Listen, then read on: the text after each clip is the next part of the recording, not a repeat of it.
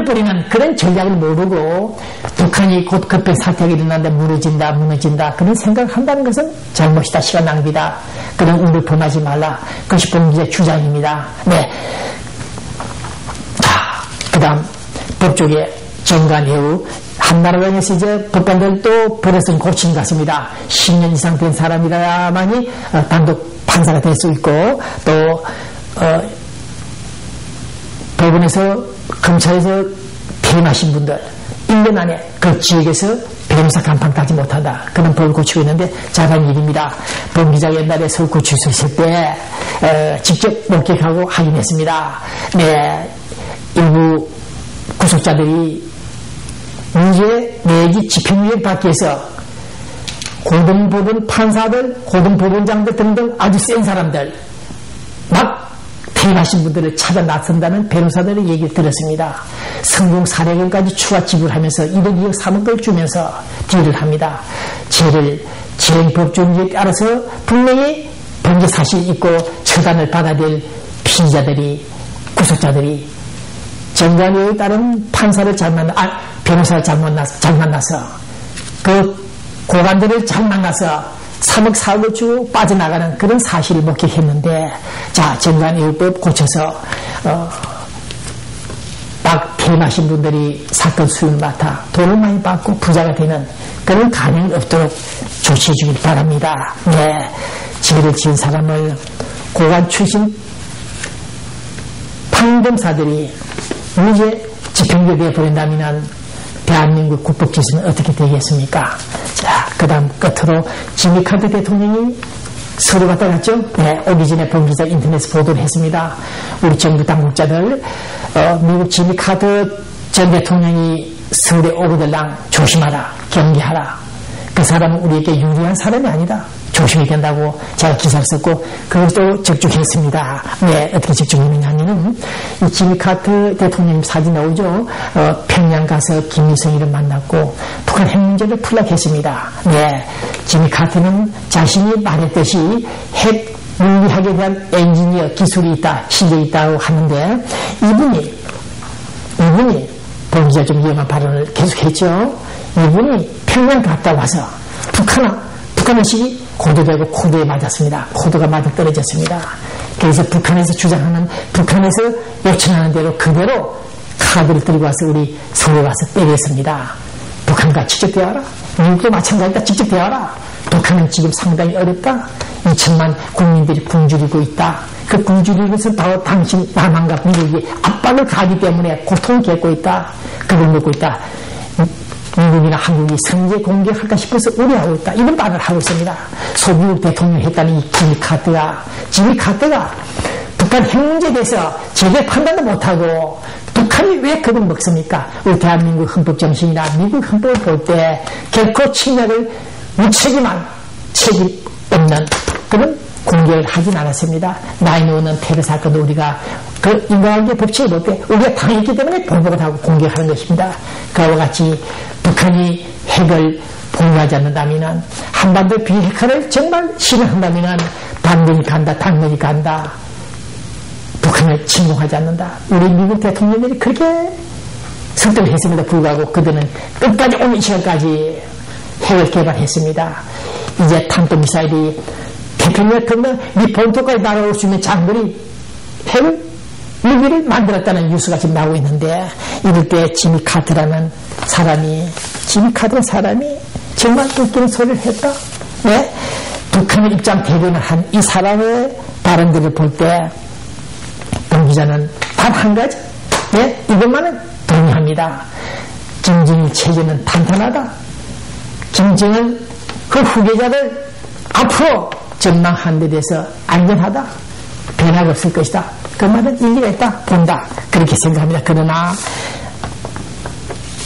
본 기자는 오늘 저 사진에서 보듯이 이것은 하늘이 알고 있을 일입니다만은 1979년 10월 26일 청와대 궁정동에서 살해당한 박정희 대통령, 그리고 그를 죽인 김태균은 사형 집행이 중단되고 미국행을 했다는 구체적인 정보들을 본 기자가 입수한 이 상황에서 볼 때 카터. 당신은 그 당시 박정희 대통령 시대의 그 소위 인권 문제를 왜 빌미를 하여 주한미군을 철수하냈고 해방을 했느냐. 이제 북한에 대해서는 당신이 북한 인권 문제에 대해서 함구하고 코멘트를 하지 않으면서 어째서 우리 서울에 대해서만은 그렇게 신경을 고도세우고 결국 박정희 대통령을 살해하는 데 가담했다는 그런 정황 증거가 나오게 됐느냐를 본기자가 묻습니다. 지미 카터, 당신은 우리 한반도 특히 우리 남한에 대해서는 일단은 공적에 해당한다. 나는 그렇게 생각합니다. 당신이 북한을 배려하고 사랑하는 그 마음처럼 그 당시 기아 선상에서 흐르기는 본국의 시위를 감당하고 있던 그 서울에 대해서 남한에 대해서 동정하지 않고 주한미군을 빼돌리겠다. 한반도의 전쟁을 다시 촉발시키려는 그런 운동을 했기 때문에 우리 박정희 대통령이 자주 국방에는 캐치프레이를 내걸고 핵개발을 시도했던 사실을 이해해야 됨에도 불구하고 결국은 끝까지 우리 한미동맹관계를 파괴하는 그런 단초를 제공한 지미 카터. 당신은 박정희 대통령을 살해하라. 그러한 지령을 했다 안 했다는 문제를 당신이 자신이 알 것이다. 네. 처자식을 속이고 인명을 속일 수 있어도 자기 양심은 못 속인다는 어느 철학자의 말이 있듯이 당신은 그 사실을 알 것이다. 끝입니다. 어제 그렇게 서울민주평통 수석부장 이희택 씨가 왔다 가셨죠? 네. 이분이 오셔가지고 통일은 갑자기 다가온다. 우리 LA 로컬 신문 기자들과 인터뷰했습니다. 통일은 갑자기 다가온다. 다시 한번 전술합니다마는, 다시 한번 강조합니다마는, 왜 이런 분들이 무책임하게 통일이 갑자기 다가온다. 북한 급변 사태가 일어난다. 북한이 무너진다는 얘기 하는지 모르겠습니다. 왜 이슈가 없어서 이런 말을 만들어서 기사거리를 만드는지 모르겠습니다만은 신중해 주시기 바랍니다.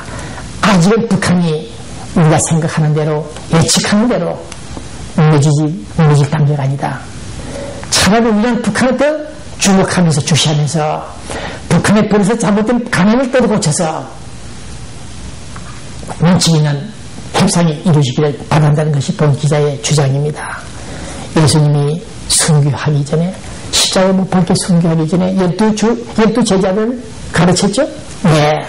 그들에게 복음을 전파하도록 가르쳤고, 때가 이르자 십자가에 못 박혀 죽으신 예수님, 그리고 장사한 지 사흘 만에 부활하여 성천 하나님 우편에 앉아 계시다는 역사가 있습니다. 예수님이 그 당시 살아서 긴급 피난, 유럽을 떠났다는 그런 설도 있습니다만, 어쨌든 간에 우리 2000년 기독교 역사를 오늘 의미하면서 부활절, 이 방송이 나갔던 이 부활절이 끝날 때가 되지 않나 싶습니다. 그러나 오늘 본기자는 이 부활절 시간을 맞아서 불교들의 그 성경전도 보고 싶습니다만은 보지 못하고 오늘 부활절을 맞아 하나님 말씀을 통해서 이 방송을 전하는 이 시간, 네, 촛불을 켰습니다. 북한 수중 공격팀에서 침몰된 것으로 추정 확진되는 우리 해군들 40여 명이 수장됐다, 실종됐다. 그들의 멘붕을 빕니다. 해방 67, 8년, 70년에 이르는 이 시간, 아직도 북한 노스코리아 동족들이 형제끼리, 패밀리끼리 싸우고 있는 이 사실, 로스앤젤레스 시청 안에서도 직원들이 필리핀에 있는 필리핀 출신들이 그런 말을 했다고 그랬죠. 야, 사우스코리아야, 너희들은 왜 형제끼리 싸우느냐, 참 웃긴다, 그런 얘기를 했다고 합니다. 제가 직접 들었는데, 네, 외국인들에게까지 비웃음을 당하는 남북한 동포들의 대결 구도, 적개심, 불신, 언제 청산될 것인지, 포용 정책을 펴지 않는 데서 계속해서 테러를 자행하는 노스코리아, 언제까지 테러를 할 것이냐.